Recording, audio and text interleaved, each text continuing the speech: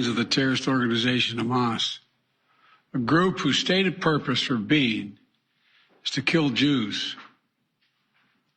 This was an act of sheer evil. More than 1,000 civilians slaughtered, not just killed, slaughtered in Israel. Among them, at least 14 American citizens killed.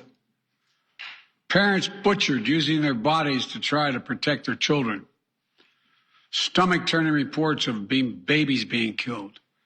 Entire families slain. Young people massacred while attending a musical festival to celebrate peace. Women raped, assaulted, paraded as trophies. Families hid their fear for hours and hours, desperately trying to keep their children quiet to avoid drawing attention.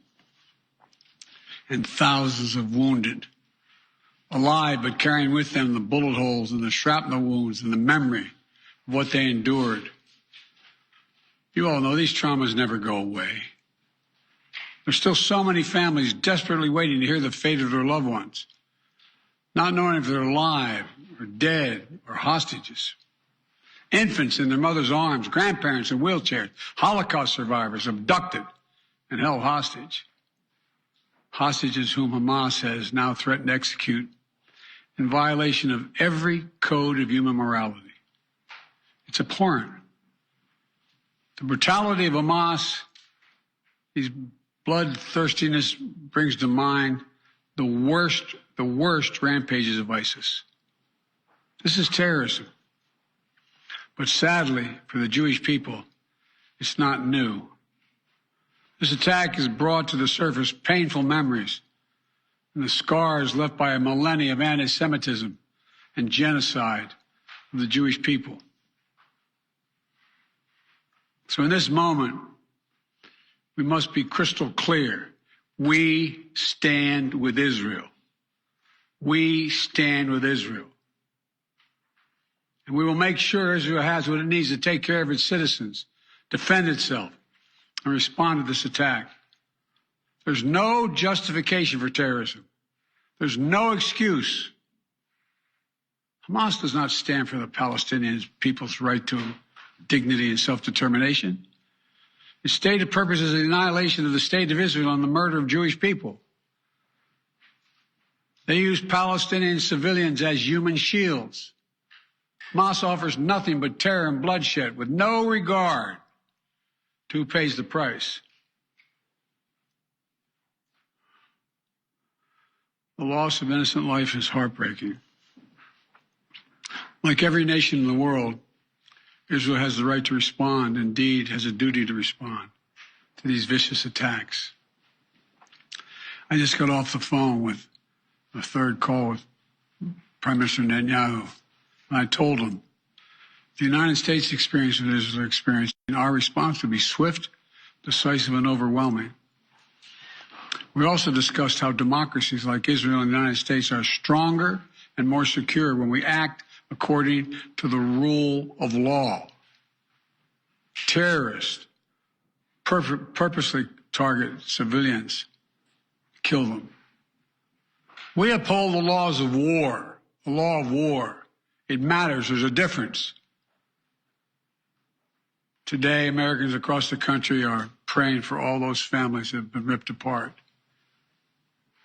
A lot of us know how it feels. It leaves a black hole in your chest when you lose family. Feeling like you're being sucked in. The anger, the pain, the sense of hopelessness. This is what they mean by a human tragedy, an atrocity on an appalling scale. We're going to continue to stand united, supporting the people of Israel who are suffering unspeakable losses and opposing the hatred and violence of terrorism. My team has been in near constant communication with our Israeli partners and partners all across the region and the world from the moment this crisis began. We're surging additional military assistance, including ammunition and interceptors, to replenish Iron Dome. We're going to make sure that Israel does not run out of these critical assets to defend its cities and its citizens. My administration has consulted closely with Congress throughout this crisis. And when Congress returns, we're going to ask them to take urgent action to fund the national security requirements of our critical partners. This is not about party or politics. This is about the security of our world, the security of the United States of America. We now know that American citizens are among those being held by Hamas. I've directed my team to share intelligence and deploy additional experts from across the United States government to consult with and advise Israeli counterparts on hostage recovery efforts. Because as president, I have no higher priority than the safety of Americans being held hostage around the world. The United States has also enhanced our military force posture in the region to strengthen our deterrence. The Department of Defense has moved the USS Gerald R. Ford Carrier Strike Group to the Eastern Mediterranean and bolstered our fighter aircraft presence. And we stand ready to move in additional assets as needed. Let me say again, to any country, any organization, anyone thinking of taking advantage of this situation, I have one word: don't. Don't. Our hearts may be broken, but our resolve is clear. Yesterday, I also spoke with the leaders of France, Germany, Italy, and UK to discuss the latest developments with our European allies and coordinate our united response. This comes on top of days of steady engagement with partners across the region. We're also taking steps at home. In cities across the United States of America, police departments have stepped up security around centers of Jewish life. The Department of Homeland Security and the Federal Bureau of Investigation are working closely with state and local law enforcement and Jewish community partners to identify and disrupt any domestic threat that could emerge in connection with these horrific attacks. This is a moment for the United States to come together, to grieve with those who are mourning. Let's be real clear. There is no place for hate in America. Not against Jews, not against Muslims, not against anybody. We reject. What we reject is terrorism. We condemn the indiscriminate evil, just as we've always done. That's what America stands for. You know, just over 50 years ago, I was thinking about it this morning, talking to the Secretary of State, the Vice President in my office. Over 50 years ago, as a young senator, I visited Israel for the first time as a newly elected senator. And I had a long, long trip, a meeting with Golda Meir in her office just before the Yom Kippur War. And I guess she could see the consternation on my face as she described what was being faced. They were facing.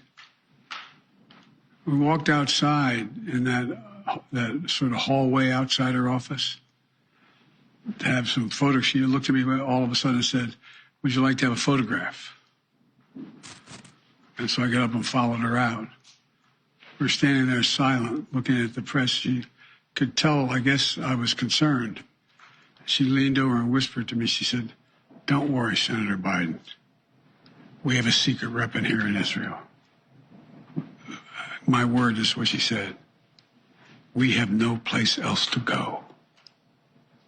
We have no place else to go. For 75 years, Israel has stood as the ultimate guarantor of the security of Jewish people around the world, so that the atrocities of the past could never happen again. And let there be no doubt, the United States has Israel's back. We will make sure the Jewish and democratic state of Israel can defend itself today, tomorrow, as we always have. It's as simple as that.